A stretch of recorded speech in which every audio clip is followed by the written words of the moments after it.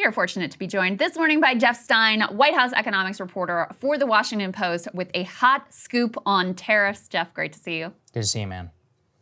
Thanks for having me on, guys. Really appreciate it. Yeah, of course. So let's put your reporting here up on the screen. This caused a little bit of controversy that we can get into as well. But your headline here is Trump aides ready universal, and you put that in quotes, tariff plans with one key change. And effectively what you outline is Trump, of course, when he was running, said universal tariffs on every country, on every good across the board. What they're looking at, according to your reporting, is universal in the sense of applies to all countries, but a more limited amount of goods that this would be subject to. And this would still be a massive economic shift, but not quite as, one might say, revolutionary as what was proposed on the campaign trail. Go ahead and break down for us what you've learned. Yeah, this is, as you alluded to, this is the first time I've ever been called fake news directly by the president. Congratulations. Congrats. My friends have been trying to figure out what nickname he'll come up with for me. Little Jeff, or I don't know, we'll have to say. The reporting that the president was objecting to, and we can get into what his objections were. What we were, as you outlined, during the campaign, Trump said universal tariffs, meaning import duties, taxes, essentially, on everything that comes into the United States. We import $4 trillion or so worth of goods every year, which is a lot. And what Trump was talking about was, on the campaign, a 10 to 20% tax on all of that. So that was looking like potentially, the numbers vary, but maybe $200, $400, $500 billion tax increase unilaterally by a Republican president. Shocking idea. And what I've been told by Trump officials and people close to the transition is that they're looking at saying, well, okay, some of these goods that we import, we can't even really make here. Like Mexican avocados do not grow in sufficient quantities in the United States to like onshore production of avocados. Cheap consumer electronics from China, like, do we want to put taxes on those imports to stand up domestic production of super cheap consumer electronics? Or would that just drive up prices for consumers and make them unhappy? Mm-hmm. So we reported provisionally, conditionally, that the Trump people were looking at potentially changing that universal tariff plan, not to throw out the universal component of it, because as we can discuss, Trump really wants to prevent circumvention where, China can send its imports via Vietnam, and then it gets in through that back door. So they really want to go universal in that sense. But what they're looking at is saying maybe those agricultural products, maybe, the cheap consumer goods, maybe those don't have to be part of the overall tariff program. So we wrote that was paring back. That was the language I used, Trump's initial plan, because frankly, that is what it is. It is paring back what they proposed. Trump, in his social media post calling me fake news, did not say, I am going to put tariffs on every import. He didn't say that. He said, I am not backing down. And if the president-elect wants to go out there and say, hey, this is still a huge policy that no other president has done, I mean, that's true. Like, this is still a massive, as Krystal said, a massive expansion of any tariffs that we've ever done, depending on what they actually settle on, but almost certainly. What is still the case is that it's a step back from what he said he was going to do, and therefore we stand by reporting that said that it was a paring back of what he initially proposed. Yeah, I think that's totally fair. And I will say, I'm pretty sure this is what we called here in terms of like what this stuff looks like in practice. As you said, of course, avocado is the perfect example. I think they come from Michoacan. They can't grow here in a sufficient quantity that too many millennials eat them, right? And that's why they can't buy a house. But as you said, it would still be a massive expansion. Can you lay out for us how this would work, which you do a little bit in the piece? Would it involve USTR, the United States Trade Representative, the Treasury Department? Would Congress be able to have any input? What would this look like? It's a great question that they're trying to sort through right now. We reported sort of during the campaign, they were looking at a few different legal authorities. The president has unilateral tariff authority, but this would be stretching it, I think, is pretty clear. The thing is, from the Trump administration's perspective, the courts have been enormously deferential to the executive branch when they invoke any sort of national security justification. And the Trump people could say, I think somewhat legitimately, that the inability of the US to domestically produce goods necessary for our military industrial supply chain, goods necessary for our medical supply chain and pharmaceuticals, goods necessary for our energy production, that these are matters of national security, and use the IEEPA law from 1977 to say that is the basis for these universal massive tariff plans. The challenge, this is not exactly what you were asking, but I think the big challenge from a congressional perspective is that Trump and the Republicans on the Hill are trying to pay for a tax bill that could be as big as $4 or $5 trillion to extend the 2017 Republican tax cuts. And to do that, they want to use the revenue that they are raising from tariffs, especially, Republicans on the Hill, a lot of them don't like the tariffs at all, but they're going to say, hey, if Trump is doing it anyway, and it's going to hurt, businesses that rely on imports anyway, we may as well say that money is being used for, that our tax bill is less expensive because it's paid for in part by these tariff duties.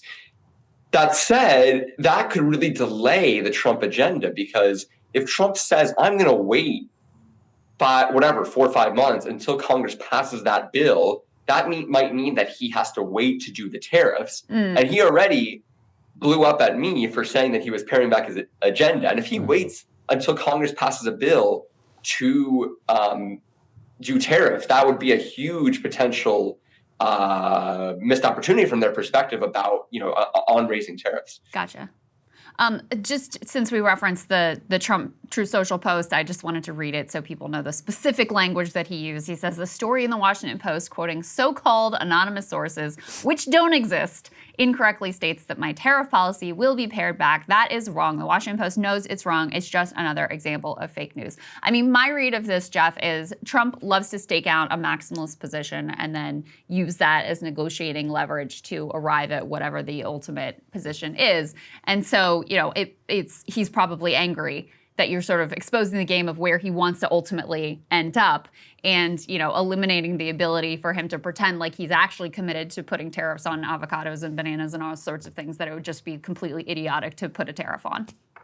And there's also this key tension here a lot of people have picked up on, I think, accurately, that, Trump is busy with a million things. He's got heads of state coming to kiss the ring in Mar-a-Lago, Bezos and Zuckerberg are calling him, and he's buying Greenland and Panama and whatever. And so I don't know for sure, but my impression is that Trump is not studying the USTR codes under which tariffs will be applied, right? So there's this opportunity for his staff to maybe do not exactly what he would do if he were able to really focus and do it. And so there's that gap that I think is super interesting, where his aides are saying, sir, these are universal tariffs, they're going to be on everything. And Trump is like, well, if they're not on every good, and the Washington Post is calling them a step back, then are we really doing universal? And I don't have this fully confirmed, but there's been some, I would say, rumor scuttlebutt that the response to my story and his tweets, his social media posts about it, may actually sort of affect the process itself, where now the aides who had sort of hoped to get get these universal tariffs in and convince him that they were the universal tariffs, are now going to have to convince him that these more moderate plans actually are that. Why do you think they wanted to talk to you, Jeff? Why do you think that they wanted this story to come out? Because it does seem like, kind of from their perspective, if they wanted to try to sell them see, sir, these are universal tariffs, this is what you ran on, that really sort of backfired if that was ultimately their goal. Yeah, it's hard to know with sources why they talk to you. I assume that it's because I'm charming and persuasive, but I know that that's probably not.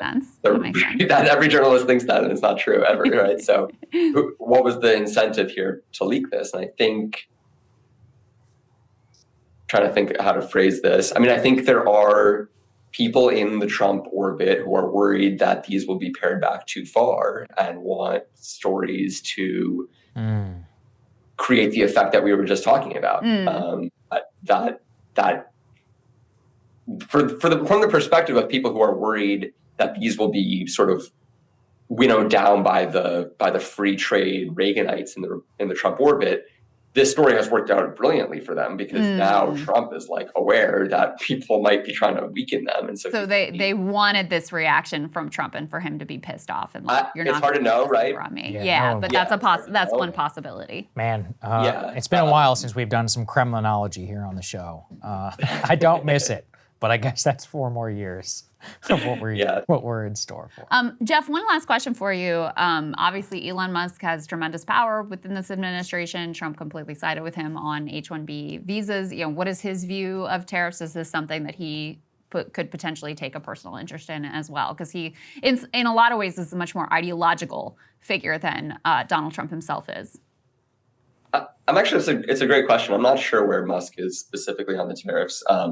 But as a businessman, with the amount of interest he has, clearly he's going to be at least somewhat dependent on imports for all his companies. And we've seen now, like, a few times this fracture point emerge over the H-1B visas, and over I think we're going to see it for sort of over tariffs potentially as well, where there are these sort of tech executives, Musk and Swami, but also Andreessen Horowitz and many of them, Thiel, and their incentives are just not necessarily aligned with the MAGA base or the protectionists. And it's a great reporting target that I should probably figure out, because Musk has a huge amount of power right now, and is he going to try to get the tariffs not placed on things that would affect his private business? Those requests being submitted by other friends of Trump we'll be watching that very closely. Yeah, absolutely. I know he said he praised Javier Milei for rolling back tariffs in that context. And if you did have a different definition of universal here, it would certainly open up the door to Musk and others being able to say, like, oh, well, that component that I need for my rockets, surely you're not going to tariff that, or that I need for my Tesla assembly, sure you're not going to tariff that. So it would certainly open up a door for him to be able to influence that process. No, yeah, absolutely. All right, Jeff, we appreciate you, man. We'll see you later. Congrats, Jeff, on the presidential call out. Keep it coming. See you guys. Bye. Hey, if you like that video, hit the like button or leave a comment below. It really helps get the show to more people. And if you'd like to get the full show ad-free and in your inbox every morning, you can sign up at breakingpoints.com. That's right. Get the full show, help support the future of independent media at breakingpoints.com.